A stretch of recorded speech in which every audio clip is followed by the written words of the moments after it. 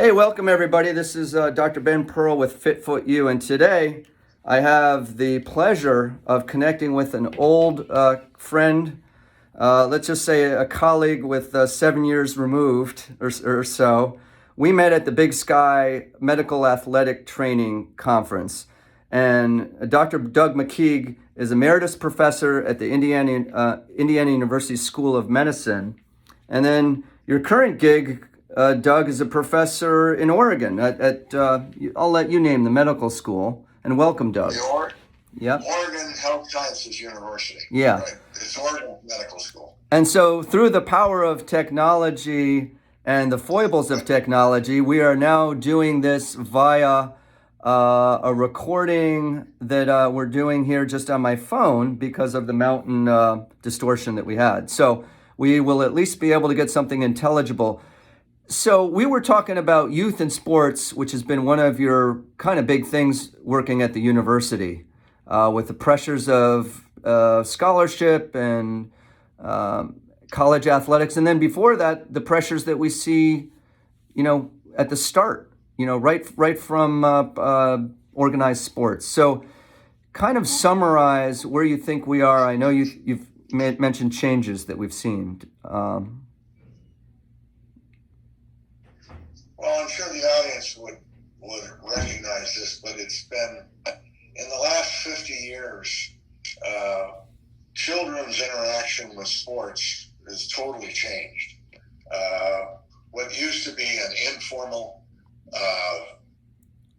playground situation almost, with no rules or anything, just spontaneous play, has now developed into traveling teams and time commitments and pressures on kids that were unheard of years ago. It seems to be the understanding by parents and coaches that if you don't commit to one sport, if you don't specialize, and if you don't do it year-round, you'll never be a success, and you'll never get to the point where apparently a lot of parents want to be, which is to have the sport become a vocation instead of an avocation. It's definitely that way, all the way around. So whether you're an aspiring soccer player, or a soccer mom, or whatever, or a swimmer, or a football player, or a basketball player, if you're not doing this year-round, there's a good chance that you aren't committed enough to make this pay off in the end. So that's where we are with kids. I can tell you this, we did work back at Michigan State, which looked at the motivation for why kids got into sport in the first place, when they got in and what they did. And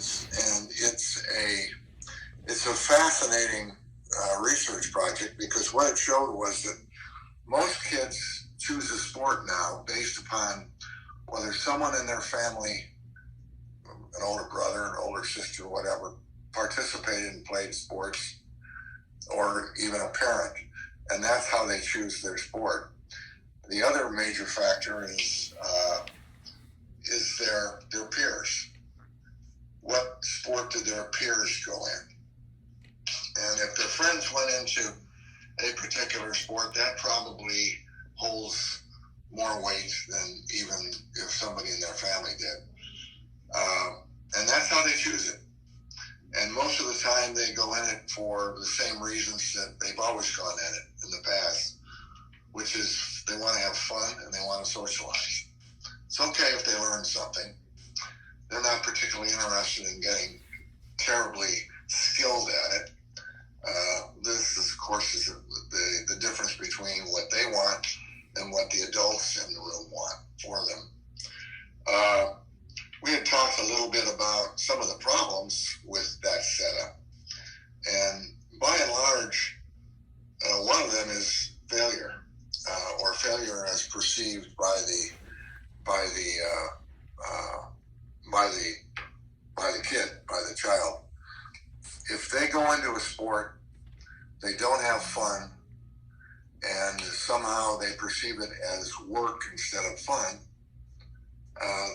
then you have a situation where you have kids drop out, and they really truly drop out. When they do have a sense of failure, and it's to be expected. They would, but that's really never good. To be honest with you, that's not an experience you want to have for a child or a young adult. But that's what happens. I want to interject something. To your point. There is a alumnus that you're aware of that went to Indiana, where you used to teach. That was a swimmer, and as you know, Doc Councilman had an amazing program. Mark Spitz went through that school. Gary Hall Sr. went through that school. In fact, he was in grad housing when he had Gary Hall Jr. And on his way to the Olympics. Interesting thing about these guys here, you would think that's the pinnacle of sports, right? What Gary Jr. told me when I've spoke to him, and I've had him on my podcast, Fitfoot U, is that his parents never pigeonholed him into swimming. He did a variety of seasonal sports, and it ultimately became his decision to decide to become a swimmer. So I think that is, model behavior that we would hope for, but just not something that's done. And he had the type of personality, by the way, where when he felt he was doing too much of one particular activity, he kind of had his own way of dry land activities and other things that he chose to do, because athletes are different, right? Some respond to different types of directional and different types of training programs. Is there anything poignant, though, that you've seen that you could personally say without revealing a confidentiality, but like a scenario of how you saw these kids feel like they were a failure in life? Well, it happens. We also, in the same study, interviewed people who dropped out, kids who dropped out, and asked them why, and asked them their impressions of the whole process of dropping out and quitting a sport. And here's some of the fallout of that is pretty simple. Not only did they drop out and supposedly fail at their sport, but they most of the time, lost the friends that they had in that sport because they didn't have contact with them anymore. And that's a powerful thing. So, it can happen, it does happen, and kids end up getting isolated. They end up going with another group that may not be as positive as the first one was, because they're more a group of people who don't get involved with sports. We always sell sports to kids, especially as it's a character builder. That is, it's something that you can learn a lot about life from. And unfortunately, many times they do learn about life, but it's the wrong learning lesson, if you will. So I don't think it's good to underestimate the power of what that means. Certainly, as kids grow, they will either get involved with sports to the degree that they will drive themselves, or not. I mean, it happens one way or the other. And if they don't drive themselves, then quite often the parents or the coaches do, and that's where we get into some problems. Not to. When you realize, when you realize that, for example, in basketball, if you wanted to be a D1 basketball player, which I was actually, if you wanted to be a D1 basketball player, you have a 1 in 10,000 chance if you make it to your high school team. Think about that, 1 in 10,000. That's 0.01%. And so there's an awful lot of kids who might fail by not making that goal, but most of the time you have to. you have to understand that it's not failure. It's just that they've reached a certain skill level and they can't go any further, and that's okay. They move on with their life and they do other things.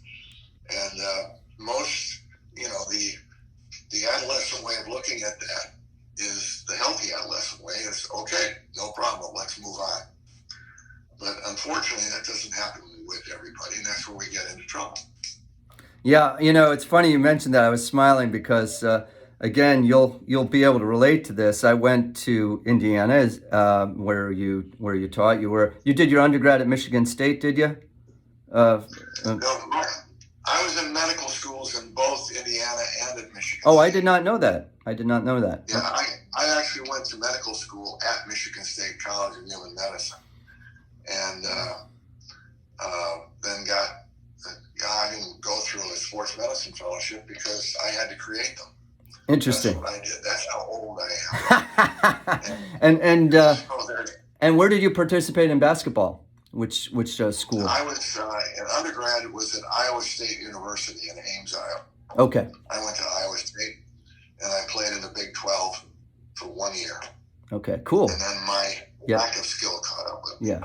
Well, I was going to say, so I real brief, I was a walk-on at IU's track program with Sam Bell when they had the likes of Sunder Nix and Jim Spivey and Terry Brom. I wound up, Doug, I don't know if I ever told you this, I wound up one time lost on the IU golf course trying to catch up with the last varsity woman member on the team. And at that point, somewhere around... It's a nice golf course, yeah. Maybe I should have switched to golf. I ended up, and I got the little marquee in the back. I ended up changing over to bike racing after that, which was a much easier. That's a big deal. Yeah. So I got my taste of fun with that with the little 5. But there's some other aspect. I don't want to belabor it too long because we want to get to concussions, which is an area which is an important one. Last thing. Real quick on participation medals, kind of like for or against, and I'll give you my quick take. Go ahead. I think it's a big waste. It's a big waste of time. I have a grandson now who's 4, and of course my daughter has heard me talk about this like I am to you all the time, so she's very sensitive about it. So she asked me whether 4 is a good age to start t-ball. And I said, yeah, why not? Go ahead and do it. So I went to his t-ball game, and it happened to be the last game of the season. And I looked at the t-ball thing, and I looked and I said, has anybody thought about what they're doing? It was fascinating because when the other team, when the defense took the field, we're not talking about playing in positions. We're talking about like maybe 15 kids out there in the outfield. And when a ball got hit to the outfield, they fought over it. They didn't know where to, they just fought over it. So my grandson Liam is playing. At the end of the game, the coach, bless his heart, he was trying hard. He gave out participation trophies to every kid. And he went so far as to give each kid a separate award, try to make stuff up that they were the best defensive guy, they were the most consistent with attendance and stuff like that. So I asked my grandson, after he was all over, and it was pretty obvious that he didn't give a rip about the participation trophy. I don't think he looked at it again, ever. Because it didn't mean anything. They don't need that. Yeah. Nobody needs a participation trophy. And I'm not sure they need trophies up until they get to a point where they can understand it. And a team, it's much better in my mind for a team to win one trophy than it is for individuals to take home something. That may be old-fashioned, but that's probably the way. That way the kid can say, I contributed to this, and that's all I need to know. I don't need to have anything on my bed at home. Yeah, and then it's subliminally sending the message: take the eye out of team, which is one I think exactly. we don't have to talk too much about that. Just turn the TV set on, and luckily we have some professional teams now that are exemplifying that. My one that I in the football field, I love the Bills, and I think they really have a great team spirit. They've gotten rid of the the TO type element, for that destroys. It's like a cancer. Well, yeah. The whole concept of team is it occurs, but it doesn't occur as frequently as you think. It's much rarer, and I've done a lot of coaching in my spare time, which now that I'm sort of semi-retired is a lot more than it used to be. And I can honestly say that most kids don't grasp the idea of team concept.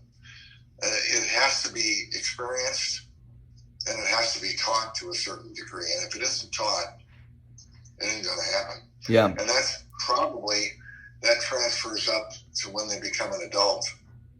And the pandemic hasn't helped, of course, because now everything is so individualized. So, I'm just saying, don't underestimate the power of grasping what a team concept is.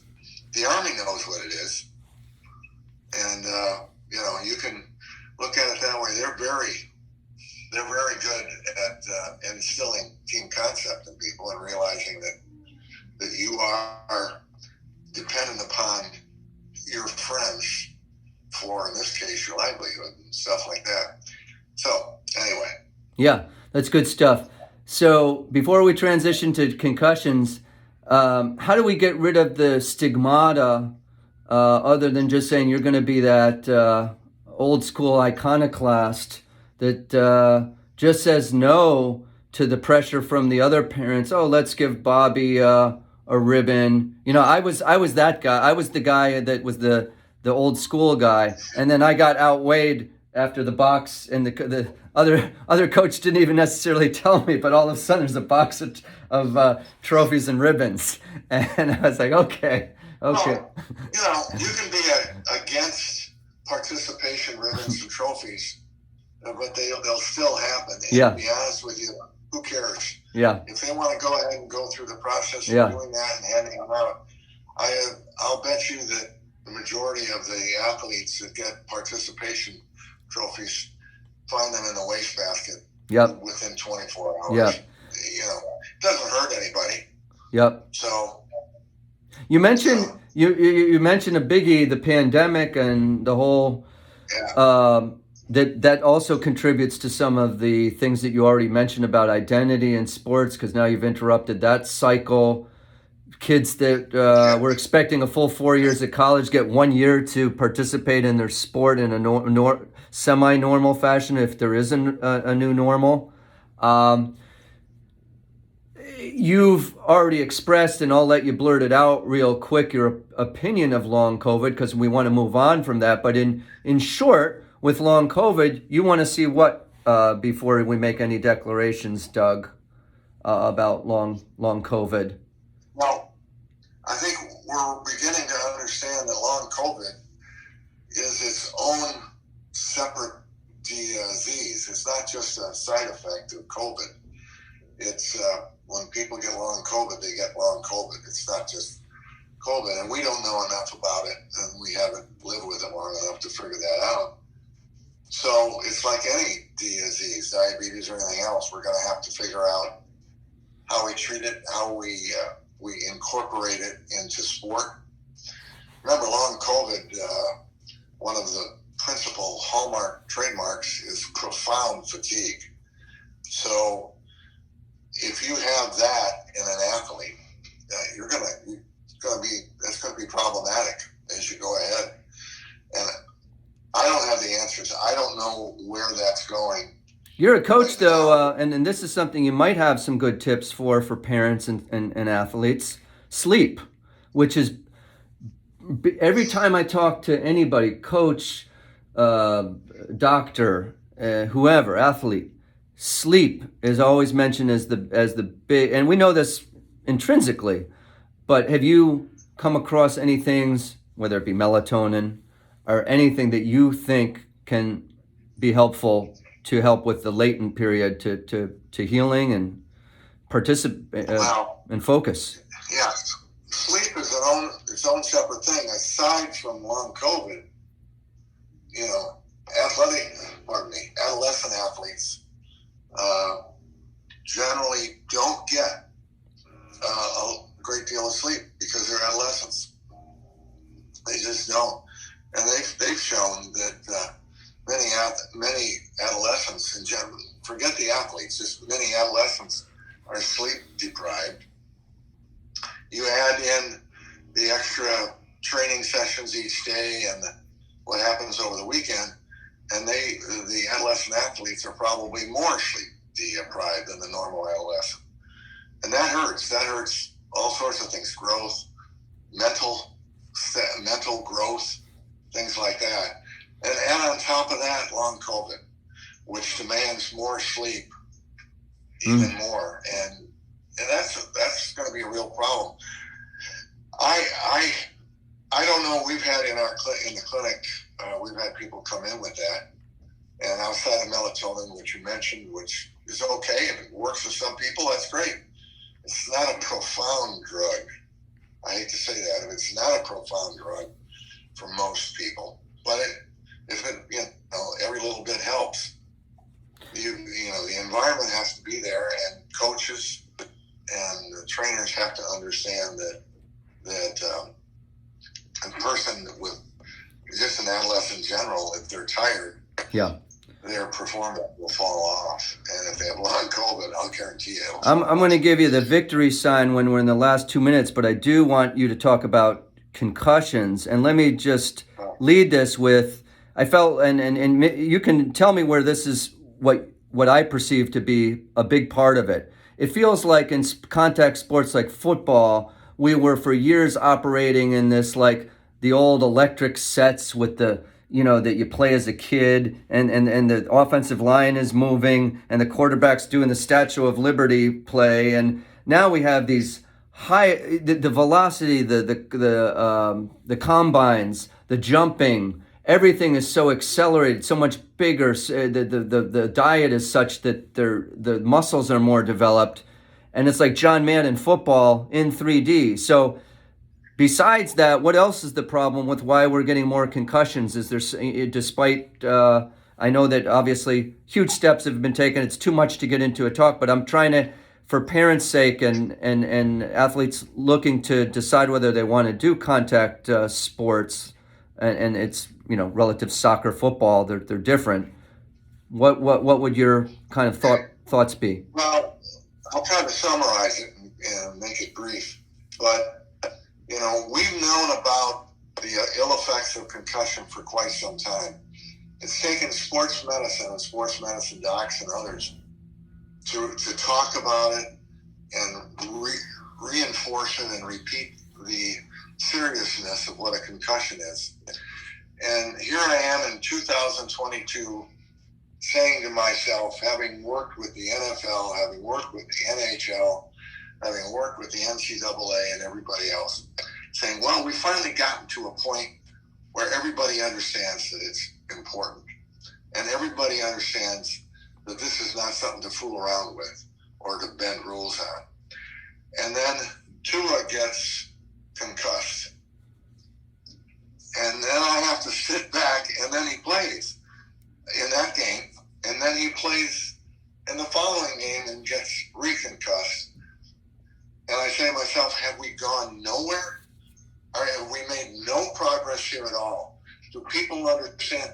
The NFL is proud of the fact that they have a consulting neurologist. But obviously, the consulting neurologist didn't know what he was doing. I'll say that very plain. And I'm going to blame the team doc for not coming in and handling this better. But unfortunately, a lot of these team doctors are not primary care trained. And I'm going to put a little plug in here. And so that they're uncomfortable dealing with concussions. And because they're uncomfortable, they let these consulting neurologists come in, and they have no attachment to the sidelines at all. They don't see it. If it's not pointed out to them in a film, they don't have any realization of what's going on. And if that happens, then the damage that could have been done to Tua and might still be evident in Tua is unbelievable. The risk that they took there was just unacceptable. There was no other way to do it. High-profile sport, high-profile athlete, and probably because he was high-profile athlete, that's why they did that. If this was a starting offensive lineman for the Miami Dolphins, he would have been pulled and stayed pulled for a couple of weeks. Because he's Tua and they're counting on their season, doesn't happen that way. So, but I got the honor of setting what I hope were the standards across the board in college and in high school, and sat on the committees that put those together. And what we have now for concussion protocol is reasonable. It's very reasonable. The whole idea is you don't want to unnecessarily keep a person out if they don't need to be out. And you don't want to for too long and things like that. But most physicians have acquainted themselves with it. And so we have a situation where when that happens, most kids are not going to get hurt by it. They're going to be identified and pulled. And just the mere fact of removing a kid from play is protective. And it gives the brain a chance to heal. Remember that the younger the kid, the more damage to the brain occurs. Given the same insult, that's an important thing to realize. The younger the child, the more damage to the brain. I've gotten to a point now, and this is just my own personal, my own personal feelings about this, that contact sports, such as collision sports, such as football, should not be entered into until usually junior high school or high school. That's when they should start. Not when they're 5, 6, 7, 8, that type of thing. First of all, they're not physiologically mature, so you get all sorts of vulnerable injuries as a result of that. But their brain is so fragile, and that it just doesn't seem to be worth it. It's not necessary for kids to learn how to tackle until they become mid-teens at the very least. So that's sort of where we're going with that. And obviously people won't do it on their own. Well, they may, but it'll end up becoming guidelines, and then following that probably rules. And people will be up in arms about it. But I hate to say it, but I think the idea of anything more than flag or touch football before junior high school should become outmoded soon. Well, that makes practical sense from the standpoint of what you mentioned, particularly with the development, the normal development. Well, man, we've gotten through the technical snafus of modern technology, sort of. We'll have a nice audio. It's our expertise. It's our expertise, man. Right. We studied medicine, not I/O systems. But I look forward to seeing you again in person up the road. Okay, that did it.